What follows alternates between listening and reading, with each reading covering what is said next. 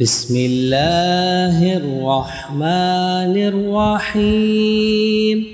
أرأيت الذي يكذب بالدين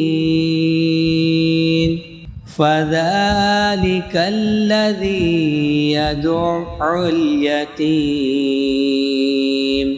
ولا يحض على طعام المسكين فويل للمصلين الذين هم عن صلاتهم ساهون الذين هم يراءون